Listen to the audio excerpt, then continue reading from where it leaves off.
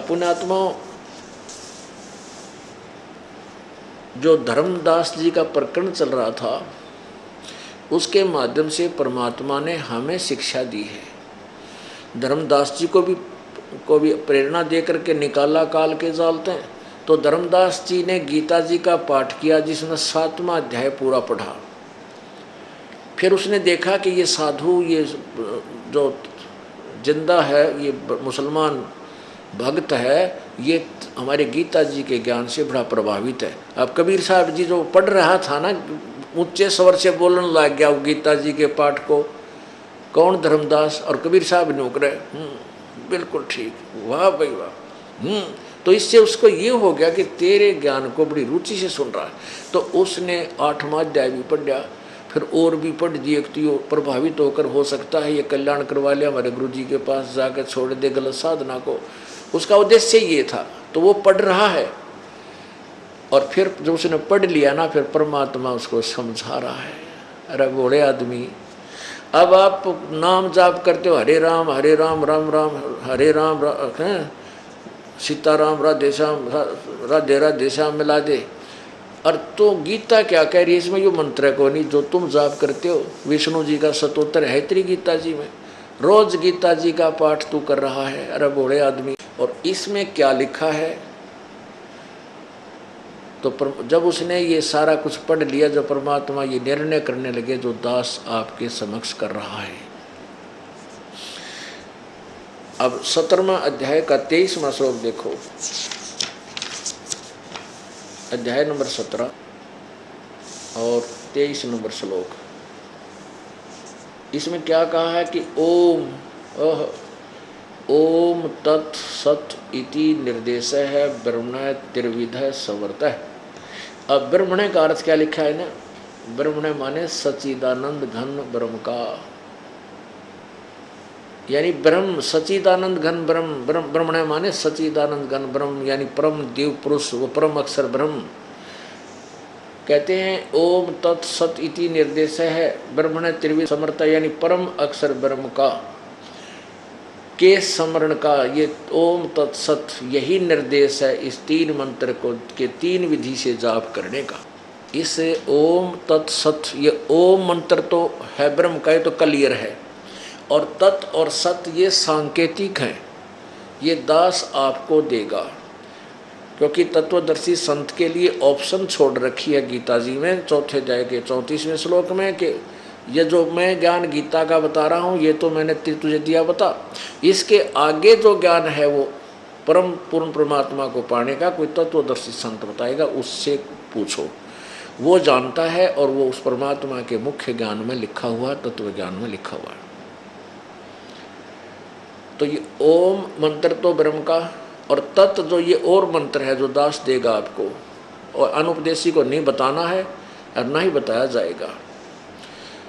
तो वो तत्व मंत्र जो है वो सांकेतिक मंत्र है, वो अक्षर ब्रह्म यानी अक्षर पुरुष का है, वो पर ब्रह्म का है। वो जो जिन्होंने ये सतना, ये 2 मंत्र मिलकर ओम और ये तत्व सांकेतिक और मंत्र है दूसरा, इन दोनों के मिल जाने से, 2 अक्षर के मिल जाने से ये एक सतनाम बनता है। और फिर तीसरा मंत्र जो आपको मिलेगा तत् सत्य, वो तीनों मिलकर के ये सारनाम, वो तीसरा सारनाम है। लास्ट में तीनों का ही सिमरण शुरू होता है, और इन तीनों की 3 विधि से इसका स्मरण होता है। इसलिए लिखा है कि परम अक्षर ब्रह्म, उस पूर्ण परमात्मा सच्चिदानंद घन परमात्मा की भक्ति का तो 3 मंत्र का ओम तत्सत यही निर्देश है, यानी ये फाइनल फैसला है और यही डायरेक्शन है, और कोई दूसरा मंत्र नहीं है। इति सिद्धम। अपनात्माओं, अब वो धर्मदास जी गीता जी को पढ़ रहा और बड़े गर्व के साथ पढ़ रहा है, और सोच रहा है कि गीता जैसा ज्ञान नहीं, और ये जिंदा जो है मेरी बात से प्रभावित होकर के मुझे कहेगा कि मुझे ये उपदेश दिला दे। तो परमात्मा ने उसके निकट जाकर के, परमेश्वर ने अपने आप को तो एक दास बनाया, और उसको महापुरुष महात्मा, हे महाराज जी पुण्यात्माओं, काल ने हमें आंडी भी बना रखा है, टीटी पका रखा है कि हम अभिमान बहुत करते हैं। यदि परमात्मा पहले से ही उसके ज्ञान को काट छांट कर देता तो वो सुनता नहीं। पहले दास बने। कबीर परमेश्वर ने कहा कि हे महात्मा जी, वैष्णु साधु, क्योंकि धर्मदास जी ने वैष्णु संत जैसी वेशभूषा बना रखी थी। परमात्मा बोले, हे वैष्णु संत, आप कौन हो, कहाँ से आए हो? आपने बहुत ही अच्छा ज्ञान सुनाया है, तो मुझे भी कुछ मोक्ष मार्ग बता दो, मुझे भी कोई मोक्ष मार्ग बता दो। मैं बहुत भ्रम भटक लिया, मुझे कोई अच्छा जो हमारे संशय को समाप्त कर दे ऐसा संत नहीं मिला। तो धर्मदास जी समझ गए कि मैं जो सोच रहा था वही बात बन गई, वही बात बन गई। ये तो बड़ा प्रभावित हो गया हमारे मंत्र से, हमारे गीता जी के ज्ञान से। तो कहने लगा कि सुन ले, मैं आपको बताता हूँ। क्या बताते हैं? परमात्मा प्रश्न करते हैं, धर्मदास उत्तर देते हैं। परमात्मा फिर उसमें थोड़ा विवेचन भी करते हैं, फिर उसके आगे ये सत्संग चलेगा। ज्ञान सुना दे, विधि बता दे, हो मेरा कल्याण भक्त में अर्ज करूं। परमात्मा कहने लगे, ज्ञान सुना दे, विधि बता दे, हो मेरा कल्याण भक्त में अर्ज करूं।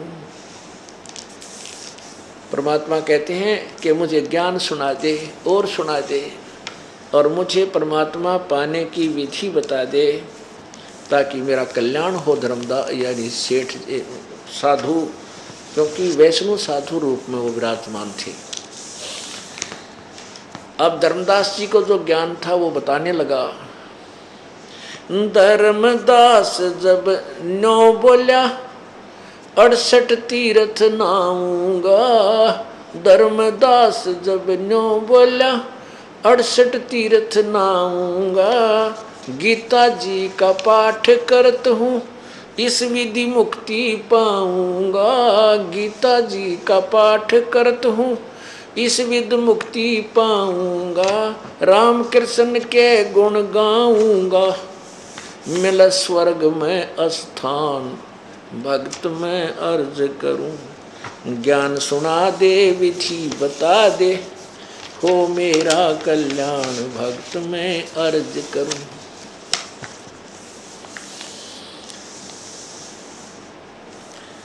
अब परमात्मा ने, धर्मदास कहता है कि मैं 68 तीर्थ नहाऊंगा और गीता जी का पाठ करता हूँ, ईश्वर मुक्ति पाऊंगा, और राम कृष्ण के नाम गुण गाऊंगा और मिले स्वर्ग में स्थान। हमारी तो दौड़ स्वर्ग से ऊपर थी नहीं, हम स्वर्गवासी, स्वर्ग पहुंच गया, भाई स्वर्ग हो गया। और परमात्मा ने, कबीर जी ने स्वर्ग को तो सबसे घटिया स्थान बताया जहाँ पर हमें लूटा और ठगा जाता है। स्वर्ग क्या है? जैसे एक रेस्टोरेंट, होटल कुल्लू और मनाली में आजकल जैसे जून की धूप तप रही है इस क्षेत्र में, मैदानी क्षेत्र में, और कुल्लू और मनाली और शिमला के अंदर शीत सुंदर सुंदर बड़ी प्यारी प्यारी ठंडी ठंडी हवा चलती है, कभी वर्षा हो जाती है। तो यहाँ के साहूकार लोग जो 10 महीने 11 महीने लगातार जो है मेहनत करते हैं, पैसा इकट्ठा कर लेते हैं, उनके पास 20, 30, 50 हज़ार स्पेयर हो जाते हैं, एक्स्ट्रा पैसे हो जाते हैं, तो वो अपने सह परिवार कुल्लू और मनाली चले जाते हैं 1-2 महीना वास्ते, और वहाँ जाकर के उस ठंडे क्षेत्र में आनंद लेने के लिए रहते हैं। एक होटल में एक कमरा किराए पर ले लेते हैं, होटल में एक किराए पर स्थान ले लेते हैं, और वहाँ सभी चीज़ मोल अपनी जेब से खर्च होता है होटल में। और जब वह 20, 30, 50 हज़ार रुपये उसकी पूंजी समाप्त हो जाती है, वो आनंद लेकर उल्टे ही इसी क्षेत्र में आ जाते जहाँ उनका कर्म क्षेत्र है, और वह जेब कटवाया 50 हज़ार रुपये वहाँ बर्बाद करके आ गए। अब इसी प्रकार जो यहाँ पुण्यात्मा हैं, धर्म पुण्य करते हैं, उस धर्म पुण्य के आधार से वह स्वर्ग पहुँच जाते हैं। स्वर्ग रूपी होटल में अपने पुण्यों को समाप्त करके, बर्बाद करके, ख़त्म करके, वहाँ थोड़े से दिन मौज मस्ती मार के, और वहीं पर उनको समय निर्धारित होता है। जैसे यहाँ मृत्यु निश्चित है, ऐसे स्वर्ग में भी उन देवताओं की मृत्यु निश्चित है, ब्रह्मा विष्णु महेश की भी मृत्यु निश्चित है। इसी प्रकार तुरंत वहाँ से मृत्यु होगी, सब सुविधा समाप्त होंगी, क्योंकि आपके पुण्य समाप्त हो गए, वो धन खत्म हो गया जो यहाँ सारे जीवन में इकट्ठा किया था, साधना अध्यात्म धन समाप्त हुआ। फिर नरक में जाओ पाप आधार पे, ऐसे। तो यहाँ धर्मदास कहता है रामकृष्ण के गुण गाऊंगा, 68 तीर्थ नाऊंगा, गीता जी का पाठ करूँ मैं, इसलिए स्वर्ग में पहुँच जाऊंगा। इसी को ये मुक्ति कहते हैं। मुक्ति हुई या ये तो स्वर्ग में तो इतना समझो जैसे हम पहले खेतों में काम करा करते, किसान के घर जन्म था, ऐसे जब ये अप्रैल के अंदर गेहूँ काटा करते हाथों से, तो दोपहर के समय 1 घंटा रेस्ट मिलता था हमें, एक कीकर के नीचे, एक वृक्ष के नीचे अपना खाना खा लेते और आध घंटा उसमें लौट कर मस्ती मार लेते उस छाया में, फिर तुरंत उसी धूप में जाकर फिर कड़ाके की धूप में शाम तक काम करते। तो ये रेस्टोरेंट जो है ना, स्वर्ग तो एक कीकर की छाँ है 1 घंटे की, उसके बाद फिर 84 लाख के कोल्हू में कुत्ते गधे सुअर, और फिर यहाँ चक्कर धक्के खाओ, फिर ये कर्म करते रहो। और हमने स्वर्ग को तो ऐसा मान रखा था कि इसके बराबर कोई और जगह है कोई ना इस ब्रह्मांड में। परमात्मा कहते हैं हमारे सतलोक में चलो, जहाँ जाकर के तुम कभी मृत्यु को प्राप्त नहीं होगे, वहाँ कोई कष्ट नहीं, कोई दुख नहीं, कोई कार्य नहीं, निष्कर्म में आपको मोक्ष प्राप्त होगा। गीता जी में इसका भी प्रमाण है। अब क्या बताता है परमात्मा? बोले धर्मदास, यदि आप गीता जी का पाठ करते हो, क्या इससे मुक्ति हो जाएगी? अकौर होगी, क्यों नहीं, हमारे गुरुजी ने बताई है। परमात्मा बोले हाँ हो, मैं ये नहीं कहता नहीं होगी, मैं तो आपसे अपने शंका का समाधान करवा रहा हूँ, और जब तक आप मेरी शंका का समाधान करोगे नहीं तो मैं आपके ज्ञान को स्वीकार कैसे करूँगा। धर्मदास जी ने बोला हाँ पूछो पूछो। परमात्मा बोले कि एक किसान था, उस किसान को वृद्ध अवस्था में एक पुत्र की प्राप्ति हुई, और उसने सोचा कि तेरी उम्र वृद्ध होगी है और बेटा अभी बालक है, और कहीं तेरी मृत्यु हो जा और ये खेती के यानी खेती के कार्य को ना समझ सके, फसल उपजाने के तरीके को ना जान सके, कहीं ये बेचारा कंगाल ना हो जा और ये दुखी होए। इसलिए उसने अपनी एक बही में एक कॉपी में हाथ से अपना पूरा अनुभव लिख दिया कि क्रॉप जो है गेहूं की फसल को कौन से सीजन में बीजा जाता है, उसको पहले कैसे खेत संवारा जाता है, और कितना किलो गेहूं का बीज 1 एकड़ में डालना चाहिए, फिर किस समय में उसके जो है ना उसमें फर्स्ट वाटरिंग पहली सिंचाई करनी चाहिए, किस समय में खाद डालना चाहिए। वो परिपक्व हो जाएगी जब उसकी ऐसी स्थिति होगी, उसकी बाल को खोल कर देखना चाहिए, वो दाने सूख जाएंगे तब उसको काटना चाहिए, ऐसा कलर, यानी पूरा व्यवस्था लिख रखी। और उसने सारा अनुभव लिख करके अपने पुत्र से कहा बेटा मैं मर भी जाऊं, मेरी मृत्यु हो जाए तो आप इस मेरे अनुभव को पढ़कर इसके अनुसार अपनी खेती करना, डेली पढ़ना बेटा, इसको अवश्य पढ़ना। तो पुत्र पिताजी मर गया और पुत्र उस पिताजी के दिए हुए अनुभव को, लिखे हुए अनुभव को प्रतिदिन पाठ करता है, और करता है उसके विपरीत, खेती उसके अनुसार नहीं कर रहा है जैसे पिताजी का अनुभव था। तो क्या वो किसान का पुत्र गेहूं की फसल प्राप्त कर सकता है? गेहूं की फसल बोने का सीजन है नवंबर में, और बोवा उसने जेठ में है, और को बाव है न समारा, यानी और कुछ अडंगा बो दे उस गेहूं के स्थान पर, तो क्या वो धनी होगा, क्या फसल प्राप्त कर लेगा? धर्मदास बोला ना, ये कैसे उसका है, जिंदा तो अच्छी बात करे, वो तो जैसे उसके पिता ने लिखा है उसी को खूब अच्छी तरह पढ़ कर उसी की तरह हर एक उसी तरह काम करे, वो बच्चा सही है। तो नालायक बच्चा हुआ ना, जो गुरु के अपने पिता के अनुभव के अनुसार नहीं चल रहा, कहाँ हाँ बिल्कुल उसके आदेश का पालन नहीं करा, कहाँ जी सही है। तो आप जो गीता जी को पढ़ रहे हो, इसमें कहीं लिखा 68 तीर्थ मनाऊंगा नहाने की, इसमें कहीं लिखा है कि रामकृष्ण के नाम का जाप करो। अब धर्मदास की तो चौदशी टूट गई।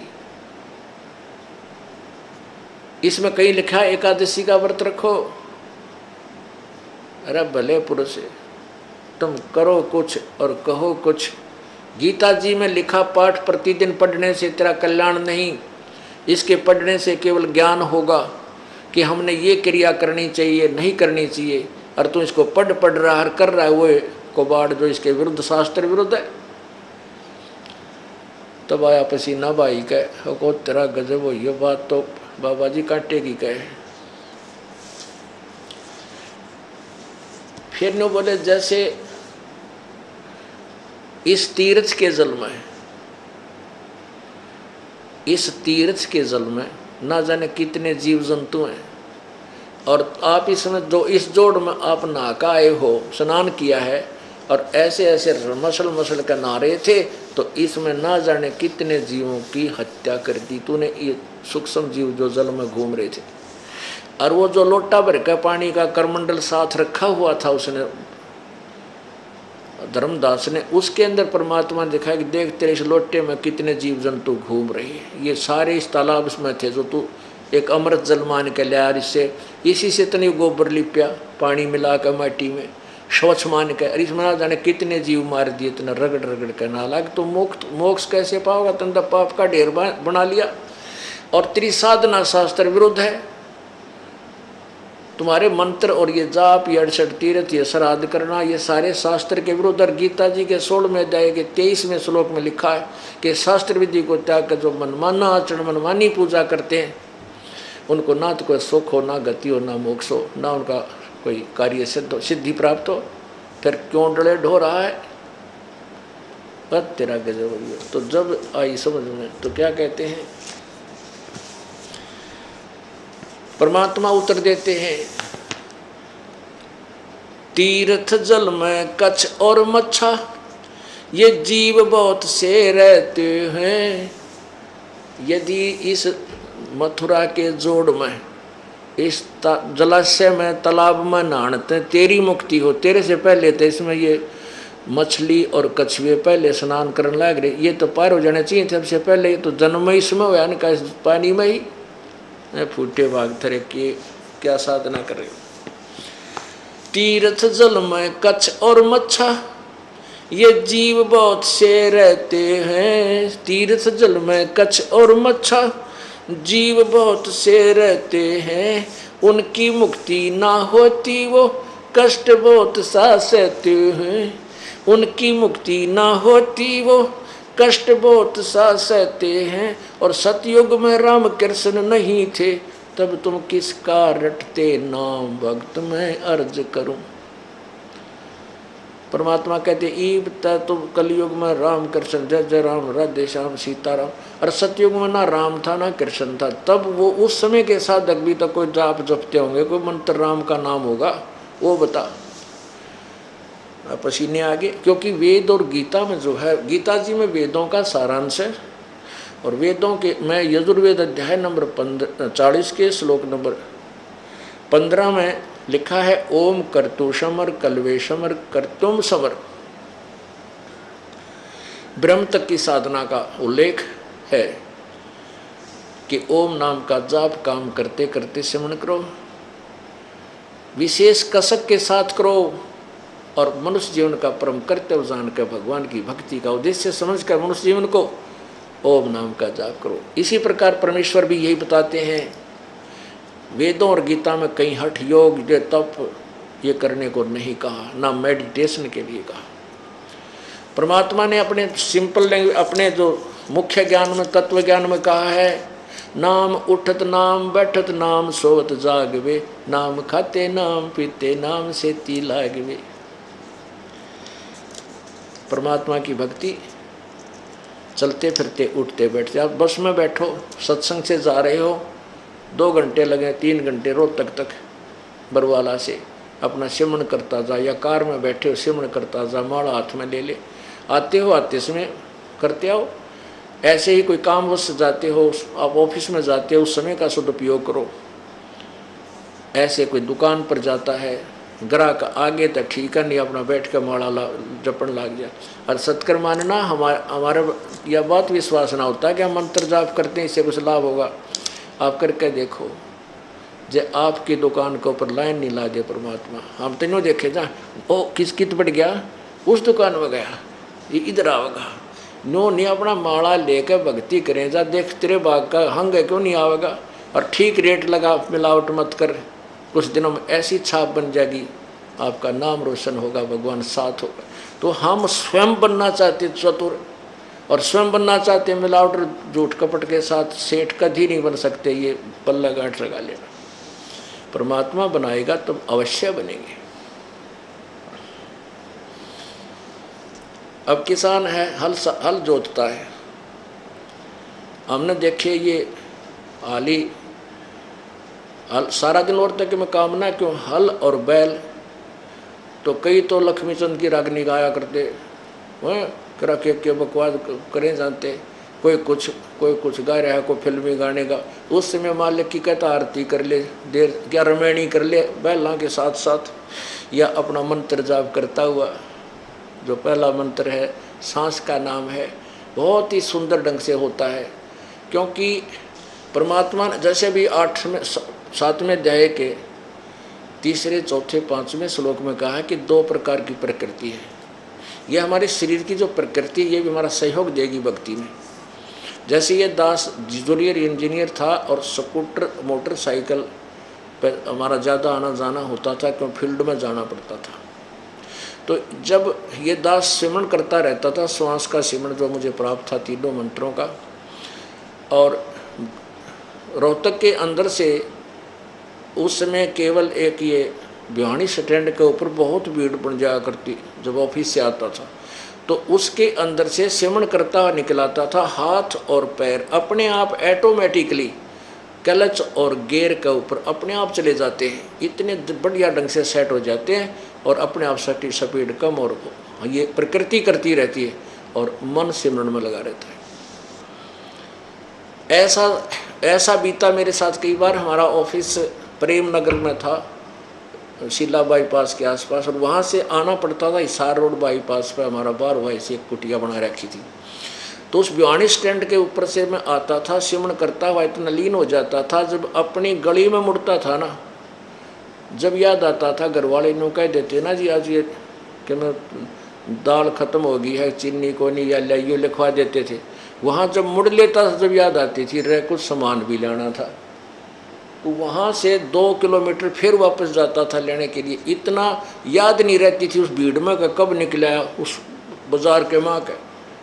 तो ऐसे नाम जैसे हाड़ी बीज धुन, और पंथी से बतलावे, वह में खंड पड़े नहीं, ऐसे ध्यान लगावे।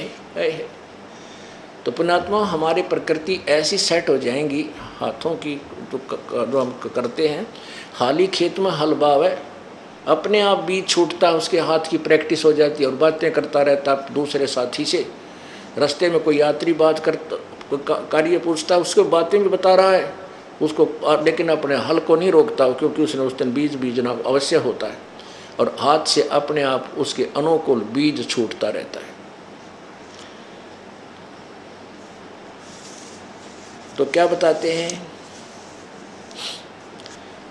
तीर्थ जल में कच्छ और मच्छा, ये जीव बहुत से रहते हैं, उनकी मुक्ति ना होती, वो कष्ट बहुत सा सहते हैं। सतयुग में राम कृष्ण नहीं थे, फिर तब किसका धरते ध्यान भक्त मैं अर्ज करूं। अब जब यहाँ फेल हो गया ना, फिर नई और बताई। एकादशी का व्रत करत हूँ, जीव हंसा कोई करता ना। धर्मदास बोला एकादशी का व्रत करत हूँ, जीव हंसा कोई करता ना।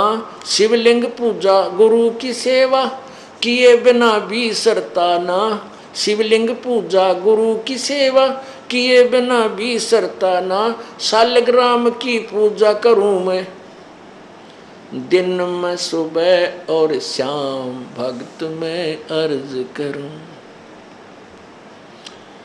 अब फिर के पैतरा मारा धर्मदास ने कि मैं एकादशी का व्रत करता हूं, क्योंकि पवित्र हिंदू समाज में एकादशी के व्रत की निरी महिमा गा रखी है।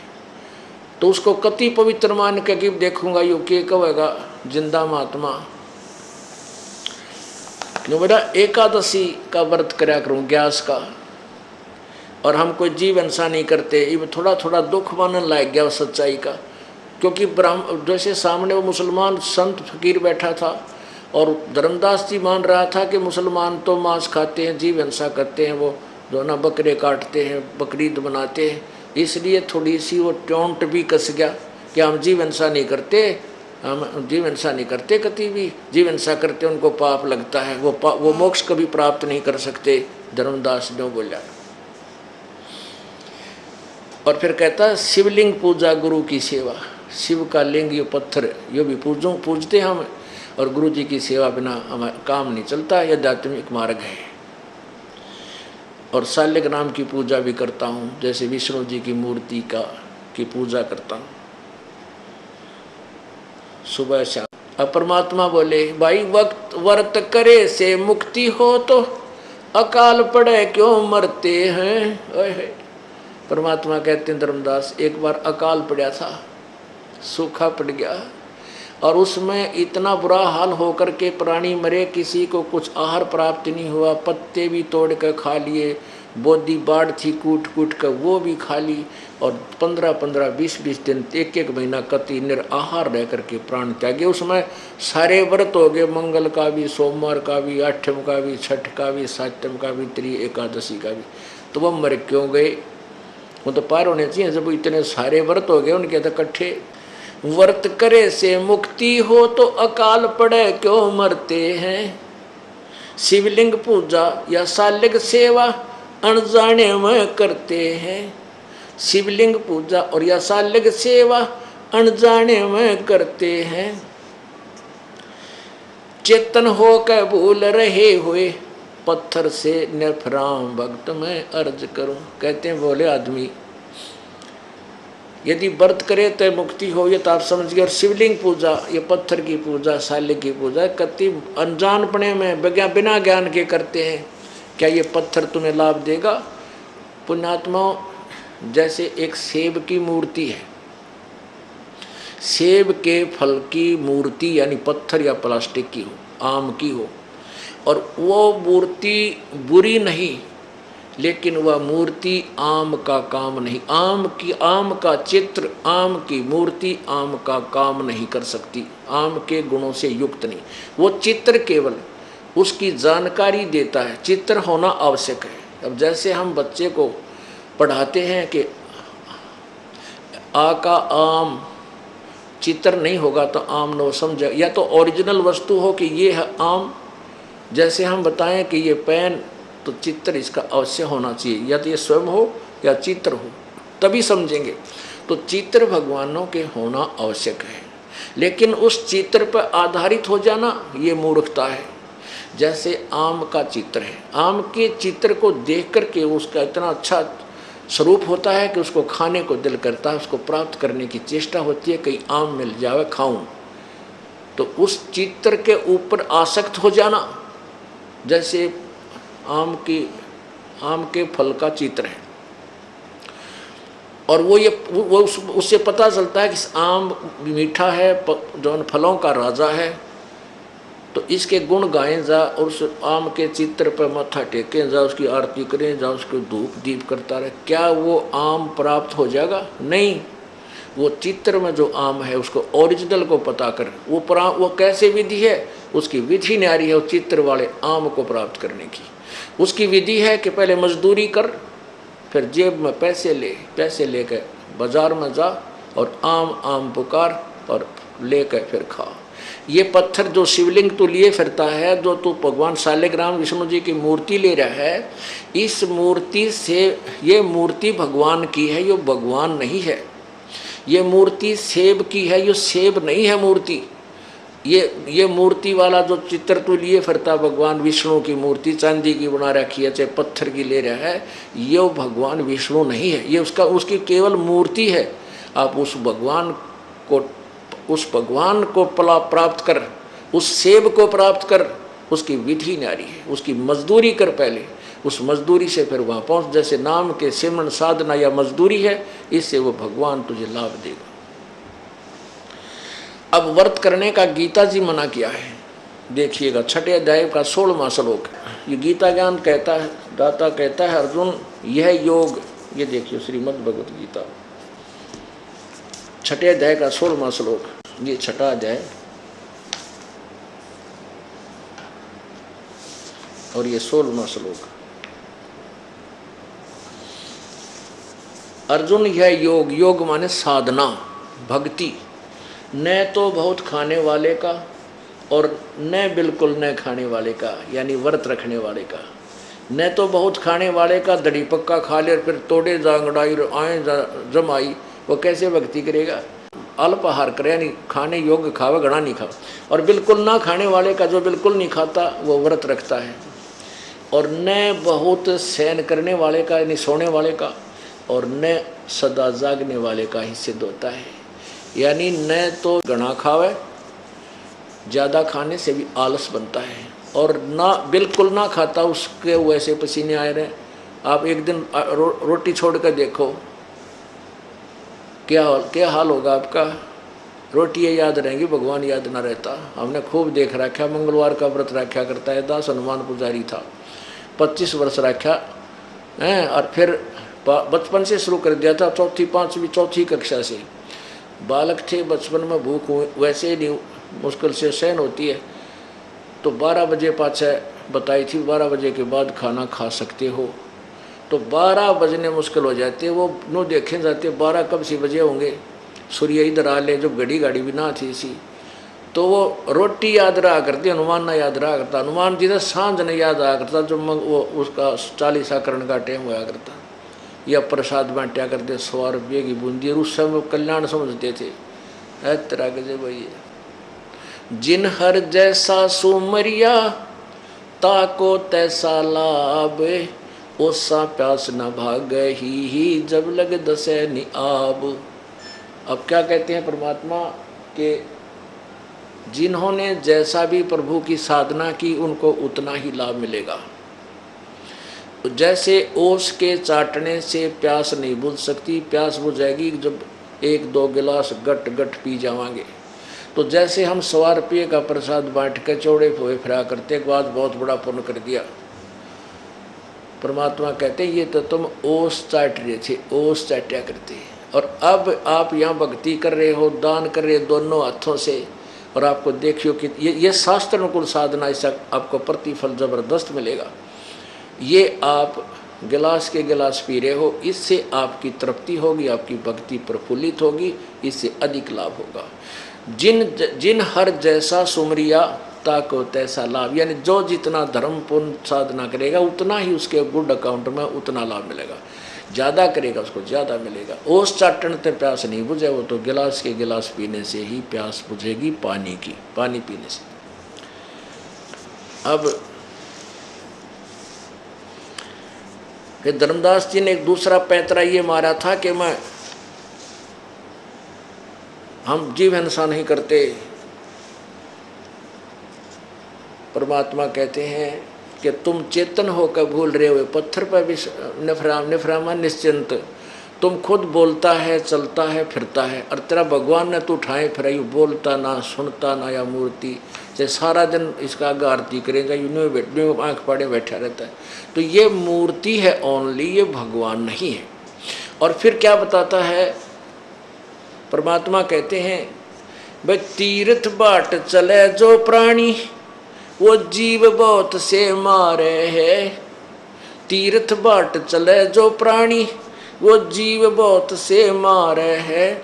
जल में सूक्ष्म जीव बहुत है, स्नान करत श्रृंगार है। जल में सूक्ष्म जीव बहुत है, स्नान करत श्रृंगार है। चौका देव और हवन करो, उसमें होवे हिंसा बे उन्मान, भक्त में अर्ज करूं। अब परमात्मा बताते हैं कि वे देख, आप कह रहे ना हम जीव हिंसा नहीं करते, कहाँ से चल के आया है धर्मदास, कहाँ से आया चल कर आए हो महात्मा जी। परमात्मा कहते हैं उस जीव को तो महाराज जी कहे हैं, और स्वयं एक दास बन पर बैठे। अपनी आत्मा को काल के जाल से निकालने के लिए कैसे छल छिद्र प्रभु ने करने पड़े कि न्यू बिना यू सुना नहीं मेरी एक भी, और जय मैं अपने सीधा चोट ठोक दूंगा इस पर, उठ कर भाग लेगा, सुनेगा नहीं। और दास बनकर न्यू कह नाराज ना हो, मैं तो वैसे प्रसंग अपने संग का समाधान कर रहा हूँ। तब वो सुनेगा कुछ देर, नहीं तो पहले उठ कर चल देता ठाकर जोड़े ने। नहीं सुनता भगवान की एक भी वाणी और काल के जाल में रह जाता। परमात्मा ने पूछा आप कहाँ से आए हो, आपका शुभ नाम क्या है। धर्मदास जी ने कहा कि मैं बांधवगढ़ का रहने वाला सेठ हूँ, धर्मदास मेरा नाम है, और वैष्णव धर्म मैंने अपना रखा है। और वहाँ से बांधवगढ़ से यहाँ तक मैं पैदल चल के आया हूँ यात्रा पे, यानी पैदल चलने को और अच्छा मानते थे, श्रद्धा से गया है। परमात्मा बोले कितनी दूर है आपका बांधवगढ़ यहाँ इस मथुरा यानी वृंदावन से। उसने कहा कि 600 700 750 किलोमीटर, यानी 200 250 के करीब जो है, 250 मील 300 मील जैसा, यानी 250 कुल मिला करके 700-800 किलोमीटर पड़ता है। तो कहने के वहाँ से तू पैदल चल के आया है। कहाँ वहाँ से मैं पैदल चल के आऊँ, तो एक रास्ते में कितने कीड़े मकोड़े जीव जंतु तूने कितने आपके पैरों के नीचे मरे, गिनती हुई आपने कितनी जीव हिंसा करती। इस जोड़ मनाने के लिए आए हो तालाब में, और इस तालाब में नहा रहे थे, इसमें देख कितने जीव मार दिए। ये तेरे लोटे में देख कितने घूमन लाग रहे, और ये तूने जो है नहीं चौका दिया पहले लिपी, और फिर यार यहाँ पर तू खाना बनावे। इस जो चौका तुम लीपते हो ना, इसमें भी बहुत ज़्यादा आपको हत्या का हिंसा का जो ना पाप लगता है। तो धर्मदास जी का पसीने आगे के बाद तो महात्मा का काटेगी, कसूता काम हो गया था।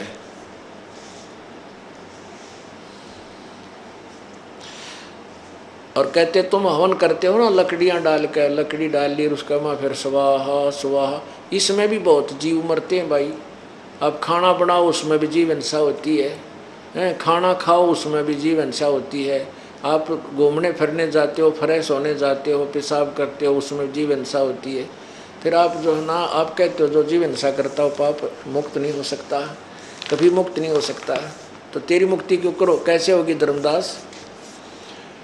अब पसीने आगे धर्मदास जी का। तो पुण्यात्मा ये एक तत्व ज्ञान से आपको समझ में आएगी। आपको भी चिंता होगी वह रोटी तो हम भी बनावा, हाँ पोचा भी मारते हैं रोज़, फिनाइल भी मारते हैं, तो ये तो हमें भी पाप हो जाएगा। फिर हमारा मोक्ष कैसे होगा। क्योंकि गीता जी के 18वें अध्याय में लिखा है कि जो कर्तव्य कर्म है, वो जो हमारे स्वाभाविक कर्म है वो करने चाहिए, चाहे उनमें पाप भी है। जैसे चारों वर्णों का जो ना विवरण दिया है कि ब्राह्मण यानी गुरु लोग हवन आदि करते हैं, अपना जो भी क्रिया करते हैं वो, और ब्राह्मण शुद्ध क्षत्रिय वैश्य और शूद्र, ये जो जिनके जो कर्म हैं इसके अंदर जो हिंसा होती है, जैसे किसान है हल बाता है, खेत संवारता है, तो हमने देखा उसमें इतने जीव जंतु उस मिट्टी हल्के से एक ही अलाई में, एक अलाई 15-20 फुट चौड़ी होता था, और पूरे एक एकड़ में घुमा के लाया करते बैल के एक खूड को।